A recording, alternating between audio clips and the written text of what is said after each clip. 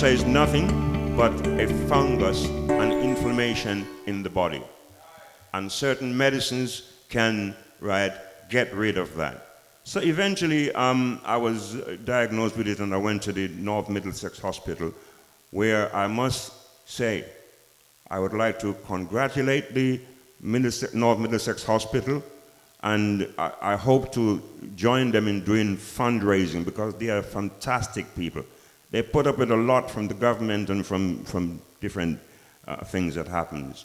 But the care that I was given, that I still continue to receive, was a brilliant care. I just wanted to acknowledge, we know what Errol said is quite hard-hitting, but why we wanted to show it is because, A, he was an advocate, but B, once you get early detection and the correct treatment, it's a different story.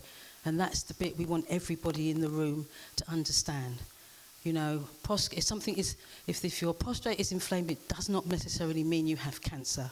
You know, as he said, he was in pain for years before he sought any medical attention. And he fought it very, very, very hard. But in the end, it did take his life. But, you know, he put up a really good fight. And I know when we worked with him, he wanted us to show that.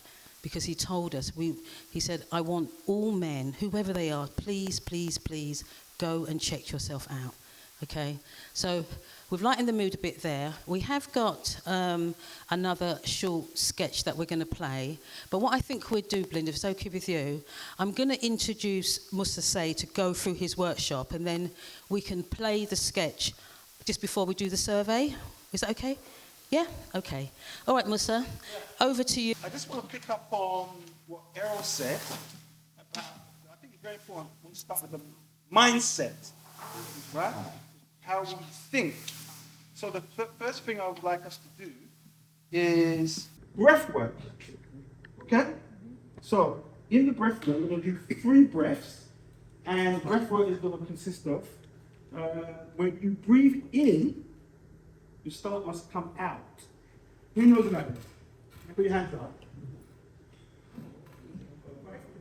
Yeah. No, but that's part of an exercise. We'll talk about it later.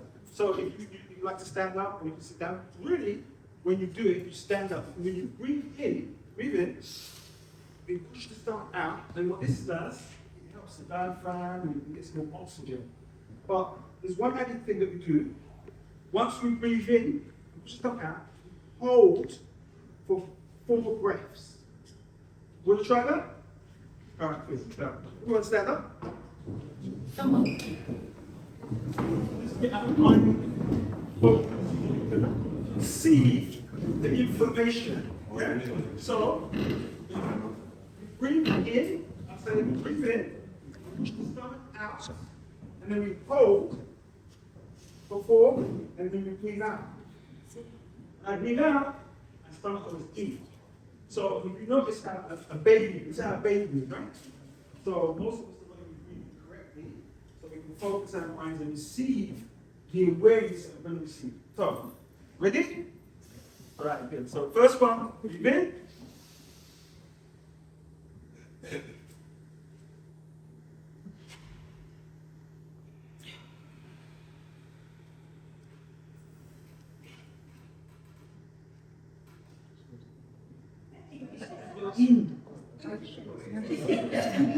Don't worry, I'm picking on people, yeah? All right. Second breath. Breathe in.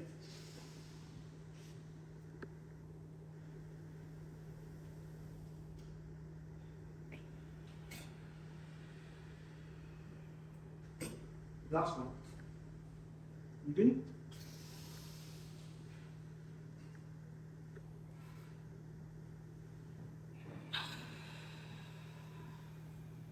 Well done.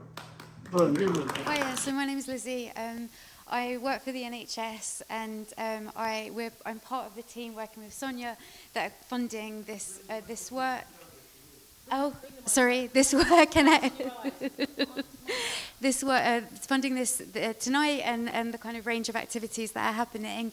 So just to give a little plug, building on the point you were saying about research, we've actually got some health researchers here today. They've got their NHS badges and the T-shirts on at the back. So please do go and speak to them. It's really important. So part of the program is about promoting prostate health. The other part is about really promoting diverse representation in research. It's so important, just as you described, because we need to, you need diverse voice, diverse communities. Research is what shapes the kind of future of health, from services to medications to vaccinations. So please do go and speak to them and find out a bit more. And as Sonia said, please share the information from the event and that message to go and be tested, to go to your GPs, to make sure that you're getting the right tests and health that you should be. So thank you so much for coming tonight. It's great to see everyone and see such a lively event, and thank you to Sonia and Missy for doing it. Thank you. Thanks, Lizzie. Okay, so the researchers are there and there. We're going to give out the survey forms, but before we do the survey forms, Russell's there. Where's Russell gone? We're going to show the BAP. Andrew, do you want to quickly come and... Who's going to come and say a few words about it? Okay. So BAP are part of the team. Come on, son. They're part of the team, part of the roadshow, and they've made a fantastic sketch that they're going to show today. Do you want to say a little bit about it? Yeah, I'd like to say that it shows a lot of awareness about prostate cancer, and I'd like to say that it really helps people actually understand why people, more black men, keep it a secret.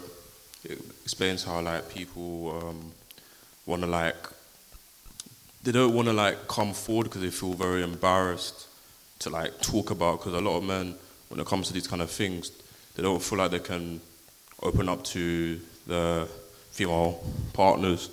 So certain things is and the thing is, I feel like, touching back to what he was saying, I feel like most black men don't know what it is. So it's when they have this, they're like, what are you talking about? You know what I mean? But look, it's something that you have to experience. It's something that you have to see what's going on. Because I feel like a lot of Caribbean men, they don't get why these things happen.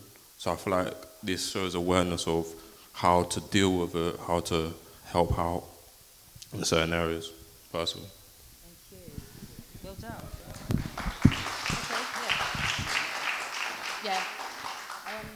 Buzz in. Can you turn the lights off, please? I don't know, it's like nothing I've experienced before. Oh, we need a drink. Thank you. So, is it something to do with how he's acting? What's he doing? It's like he's had a complete personality change. So, for example, he's completely off of sex. Oh no. And that's why I thought he was having an affair. So he's not having an affair? No, he's not having an affair. My God. I jumped to that conclusion because he's completely off of sex. Yeah. He's not eating properly. He's irritable the whole time. And then during the night, he thinks I don't notice. But during the night, he's up and down to the toilet, sometimes 3 times in an hour. Have you spoken to him? No, I haven't spoken to him because it's uncomfortable, Yeah. and I don't know what it is. And at first, I thought he's having an affair. Mm-hmm. Oh my God. But I had these symptoms with my fella. Oh, did you? Yeah, and he was going to the toilet, he wasn't interested in sex, he wasn't eating his dinner. And then we discussed things. You've got to have that talk. Because as you know, you females know everything that's going wrong with the man. Yeah? You know when he's not functioning and so forth. So, this is written from the perspective of the women, and I think it was beautiful that, that it can help to encourage to know the testing.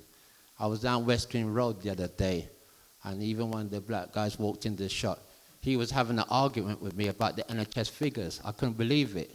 He didn't want to accept what I was saying, just to get tested. We don't care if, just get tested. We don't know what your levels is. So if you know what your levels is, then you can know how to deal with the situation. And that's all what we're trying to say. So thank you again, and thank you to my artists, and thank you for giving this platform. Thank you, Sonia. The approach was the issue for me in terms of the fact that couples were here, men and women, sometimes there can be a mystery around men's health and women's health. And the fact that men and women were here this evening to kind of demystify that was a massive shift in the approach for me. Change the way you eat, change the way you think, change the company you keep. Make sure everything is, there's no toxins in your environment at all, through what you take in, through what you see, through what you eat, through everything. Just keep your surroundings as pure as possible.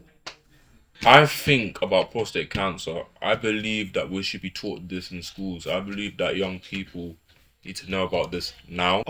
I think that based on my experience and what I know, I think it has to do with the, I don't know if this is the right term to use, but in terms of the cultural, I think, attitude to testing, and particularly having to do with prostate cancer, in terms of the test that's involved.